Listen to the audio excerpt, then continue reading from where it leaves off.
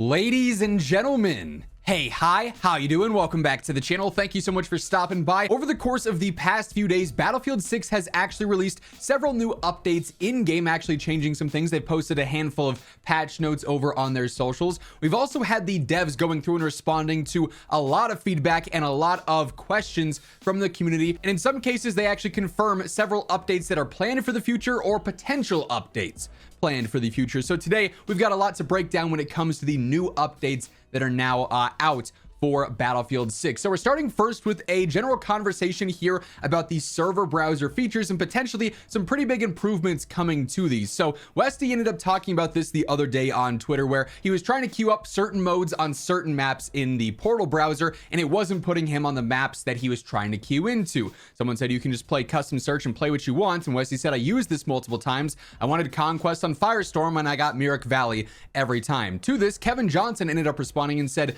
a little bit of context around this. That's by design in some ways. The custom search tries to prioritize your selection first and looks among the available servers, the status of matches, your region, etc. It'll then expand the scope of its search and work down the list to find the next available match with other alternatives. It does this to ensure that you're playing more quickly rather than waiting on a long timer. So basically, even if you're just trying to find breakthrough on, Manhattan Bridge or whatever the case is, if they can find a match of breakthrough on any map first, it's probably going to put you in those games quicker because it doesn't want you to wait for 3, 4, 5 minutes to potentially find the mode in the map that you're searching for exclusively. And Westy says, I'm going to be honest, this could be solved if there were persistent servers and a proper server browser that actually lists official servers. I understand the implementation, I just don't think it's a good implementation as it doesn't give players the proper choice.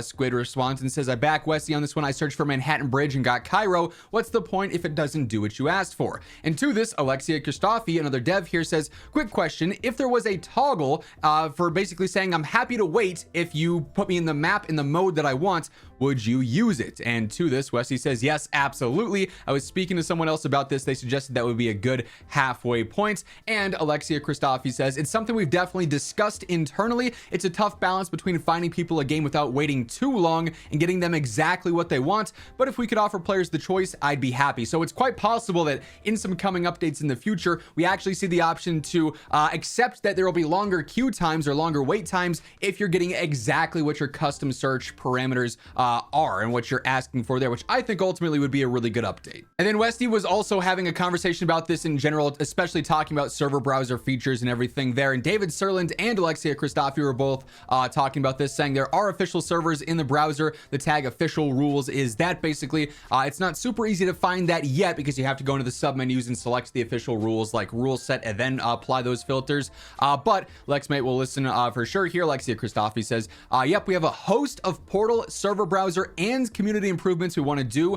We just need to find the time to do them amongst everything else we want to do, but I am definitely watching and listening. So there are going to be a lot of quality of life updates inbound for the Portal and server browser. It just doesn't seem they are at the very top of the priority list like some of the other things we're about to talk about now when it comes to bug fixes and gameplay adjustments. Those seem to be the top priority for the moment. And keep in mind, as we are going through the various different updates and patch notes and changes that have been revealed for Battlefield 6, if you guys want to stay in the know for everything going on here, whether it is new updates like this, tips to improve in game, the new content drops, everything like that, I got you covered with everything you need to know consistently. So feel free to hit that subscribe button, turn on those post notifications.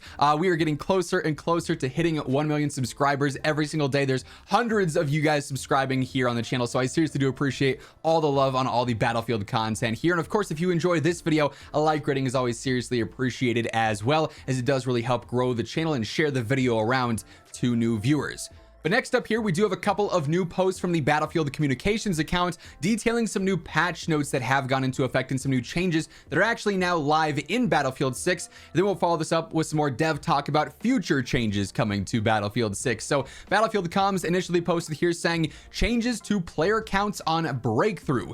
We are monitoring some issues where some maps on the breakthrough mode are not always filling with the intended player counts. We are deploying adjustments on the back end to improve the consistency and create the best experience possible for this mode. So the first few days, if you're noticing some weird stuff going on with the breakthrough player accounts, that should be resolved now, and you should be filling into the correct player counts across the different maps there. Another one here, jump momentum fix. This is a big one. We are rolling out a fix that addresses an issue where jump momentum gets unintentionally interrupted when jumping with certain weapons equipped. So this was really throwing off gameplay if you were using some of these certain weapons here. This is now live across all platforms and may take effect upon your next fresh match. And by the time that you guys are seeing this video, of course, this is fully implemented, and all of you should have this unless you've been playing one consistent match since this was tweeted several days ago. So don't think that's a reality for anyone, right? But they have fixed the jump momentum issues there. And then another one, we actually got several gameplay adjustments here. They say today we've rolled out a few back-end changes across our servers, which should now be live across all platforms. The changes are as follows.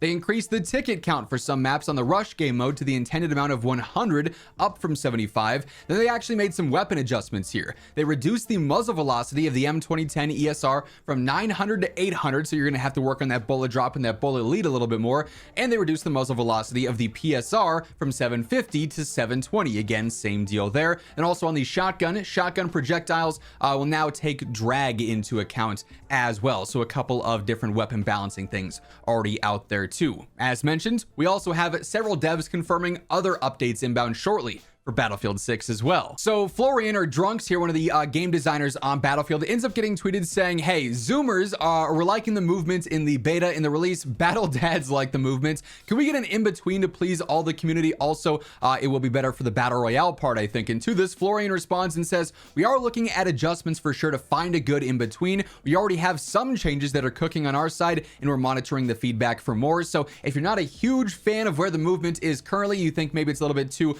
restrictive compared to the beta, which was a little bit more free flowing, then there are going to be some balance updates seemingly in the near future. And of course, once those surface, we'll be covering them. And it seems like this is a bit of an ongoing situation here, but Battlefield Bulletin reports on this, saying that just the other day, Battlefield Studios rolled out another push for the XP boosters for all the players who were affected by the EA app outages the first day of launch, where they couldn't actually install the game, or once they did, they couldn't load it up correctly because it was saying you didn't have multiplayer content installed. So they did end up posting saying that they've rolled out another push for those XP boosters. However, it seems like some players still have not received all of them. I myself did from when I was trying to boot up on the EA app.